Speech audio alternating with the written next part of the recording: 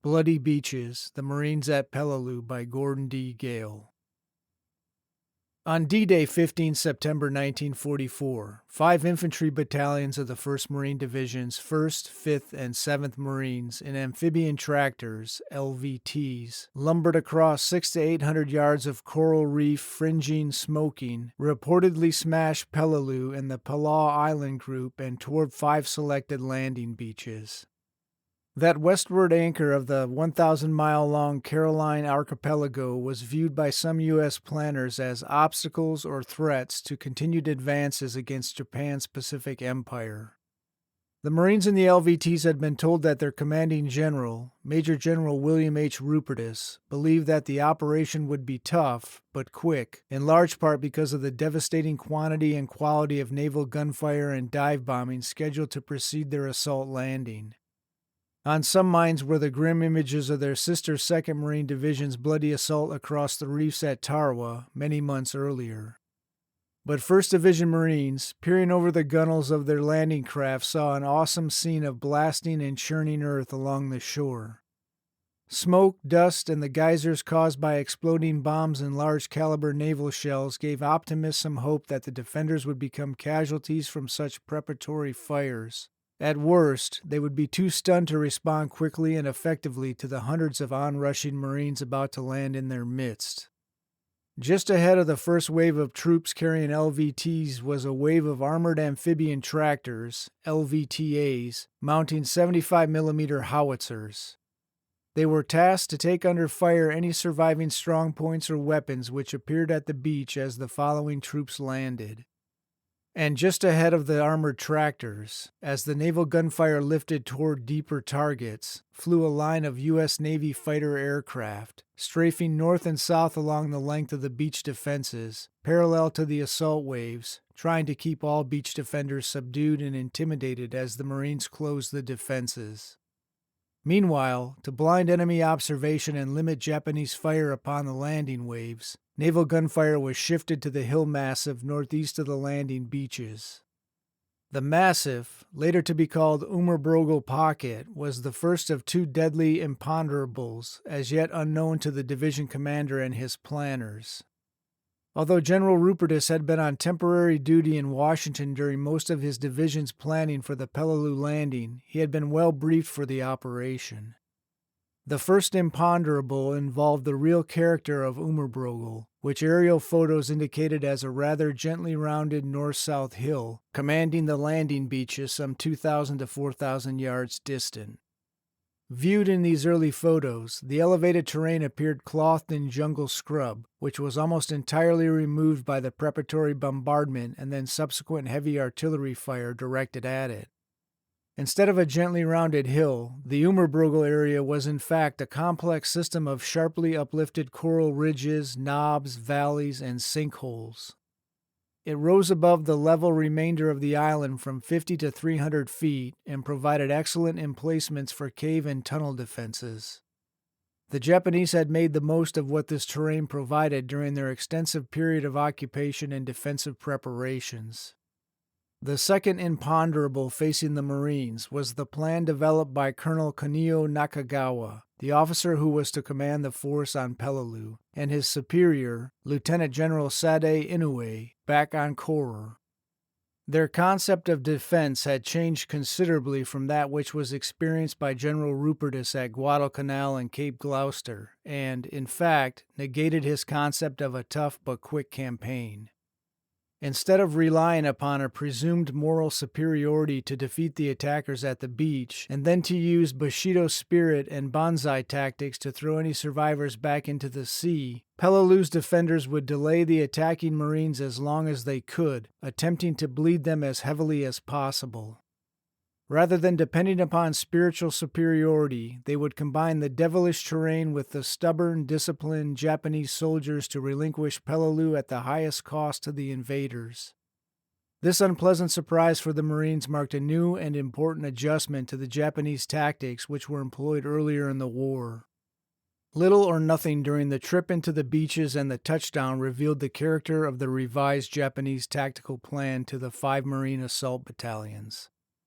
Bouncing across almost half a mile of coral fronting the landing beaches, White 1 and 2, Orange 1, 2, and 3, the tractors passed several hundred mines intended to destroy any craft which approached or ran over them.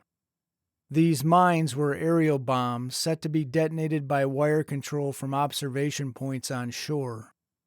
However, the preliminary bombardment had so disrupted the wire controls and so blinded the observers that the defensive mining did little to slow or destroy the assaulting tractors. As the tractors neared the beaches, they came under indirect fire from mortars and artillery. Indirect fire against moving targets generates more apprehension than damage, and only a few vehicles were lost to that phase of Japanese defense. Such fire did, however, demonstrate that the preliminary bombardment had not disposed of all the enemy's heavy fire capability. More disturbingly, as the leading waves neared the beaches, the LVTs were hit by heavy enfilading artillery and anti-boat gunfire coming from concealed bunkers on north and south flanking points. The defenses on the left, north, flank of Beach White 1, assaulted by the 3rd Battalion 1st Marines, Lieutenant Colonel Stephen V. Sable, were especially deadly and effective. They disrupted the critical regimental and division left flank. Especially costly to the larger landing plan, these guns shortly thereafter knocked out tractors carrying important elements of the battalion's and the regiment's command and control personnel and equipment. The battalion and then the regimental commander both found themselves ashore in a brutally vicious beach fight, without the means of communication necessary to comprehend their situations fully or to take the needed remedial measures. The critical mission to seize the point dominating the division left flank had gone to one of the 1st Regiment's most experienced company commanders, Captain George P. Hunt, a veteran of Guadalcanal in New Britain, who, after the war, became a long-serving managing editor of Life magazine. Hunt had developed plans involving specific assignments for each element of his company. These had been rehearsed until every individual knew his role and how it fit into the company plan. Each understood his mission's criticality. D-Day and H-Hour brought heavier than expected casualties. One of the company's platoons was pinned down all day in the fighting at the beach. The survivors of the rest of the company wheeled left, as planned, onto the flanking point. Moving grimly ahead, they pressed assaults upon the many defensive emplacements. Embrasures in the pillboxes and casements were blanketed with small firearms and smoke, then attacked with demolitions and rifle grenades. A climax came at the principal casement, from which the largest and most effective artillery fire had been hitting LVTs on the flanks of following landing waves. A rifle grenade hit the gun muzzle itself and ricocheted into the casement, setting off explosions and flames. Japanese defenders ran out the rear of the blockhouse, their clothing on fire and ammunition exploding in their belts. That flight had been anticipated, and some of Hunt's Marines were in position to cut them down.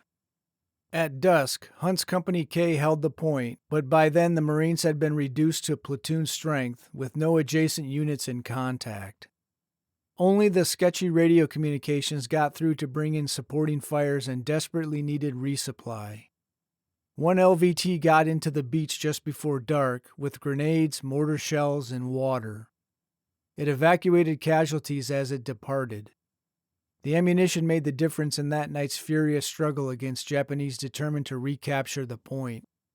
The next afternoon, Lieutenant Colonel Raymond G. Davis's 1-1 moved its Company B to establish contact with Hunt to help hang on to the bitterly contested positions.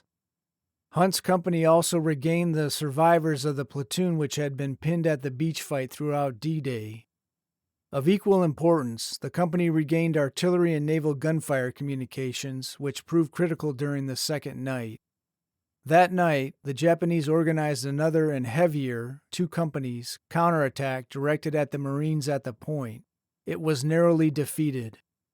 By mid-morning, D+2, Hunt's survivors, together with Company B 1-1, owned the point and could look out upon some 500 Japanese who had died defending or trying to retake it. To the right of Puller's struggling 3rd Battalion, his 2nd Battalion, Lieutenant Colonel Russell E. Honsowetz commanding, met artillery and mortar opposition in landing, as well as machine gun fire from still effective beach defenders. The same was true for 5th Marines' 2 assault battalions, Lieutenant Colonel Robert W. Boyd's 1-5 and Lieutenant Colonel Austin C. Schaffner's 3-5, which fought through the beach defenses and toward the edge of the clearing looking east over the airfield area. On the division's right flank, Orange 3, Major Edward H. Hurst's 3-7 had to cross directly in front of a commanding defensive fortification flanking the beach, as had Marines in the flanking position on the point. Fortunately, it was not as close as the point position and did not inflict such heavy damage. Nevertheless, its enfilading fire, together with some natural obstructions on the beach, caused Company K-37 to land left of its planned landing beach, onto the right half of Beach Orange 2, 3-5's beach. In addition to being out of position and out of contact with the company to its right, Company K-37 became intermingled with Company K-35, a condition fraught with confusion and delay. Major Hurst necessarily spent time regrouping his separated battalion, using as a coordinating line a large anti-tank ditch astride his line of advance. His eastward advance then resumed, somewhat delayed by his efforts to regroup. Any delay was anathema to the division commander, who visualized momentum as key to his success. The division scheme of maneuver on the right called for the 7th Marines, Colonel Herman H. Hannekin, to land 2 battalions in column both over Beach Orange 3. As Hurst's landing battalion advanced, it was to be followed and traced by Lieutenant Colonel John J. Gormley's 1-7. Gormley's unit was to tie into Hurst's right flank and reorient southeast and south as the area was uncovered. He was then to attack southeast and south with his left on Hurst's right and his own right on the beach. After Hurst's battalion reached the opposite shore, both were to attack south, defending Scarlet 1 and Scarlet 2, the southern landing beaches. At the end of a bloody first hour, all 5 battalions were ashore. The closer each battalion was to Umerbrogel, the more tenuous was its hold on the shallow beachhead. During the next 2 hours, 3 of the division's 4 remaining battalions would join the assault and press for the momentum General Rupertus deemed essential. Following close behind Sable's 3-1, the 1st Marines' Colonel Puller landed his forward command group. As always, he was eager to be close to the battle, even if that location deprived him of some capacity to develop full supporting fires. With limited communications, and now with inadequate numbers of LVTs for follow-on waves, he struggled to ascertain and improve his regiment's situation. His left unit, Company K-31, had 2 of its platoons desperately struggling to gain dominance at the point. Puller's plan to land Major Davis's 1st Battalion behind Sable's 3-1 to reinforce the fight for the left flank was thwarted by the H-hour losses in LVTs.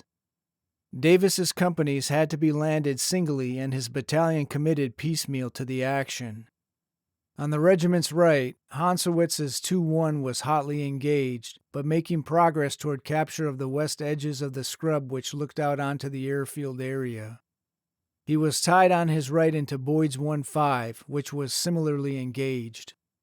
In the beachhead southern sector, the landing of Gormley's 1-7 was delayed somewhat by its earlier losses in LVTs.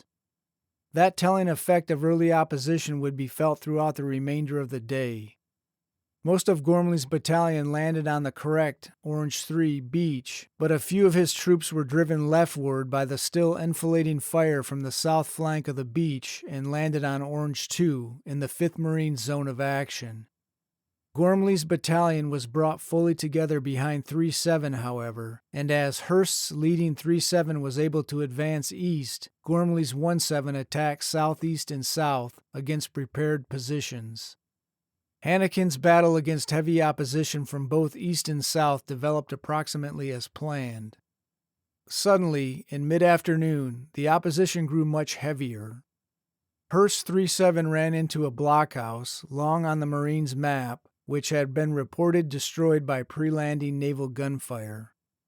As a similar situation later met on Puller's inland advance, the blockhouse showed little evidence of ever having been visited by heavy fire. Preparations to attack and reduce this blockhouse further delayed the 7th Marines' advance, and the commanding general fretted further about loss of momentum. End of Chapter 1.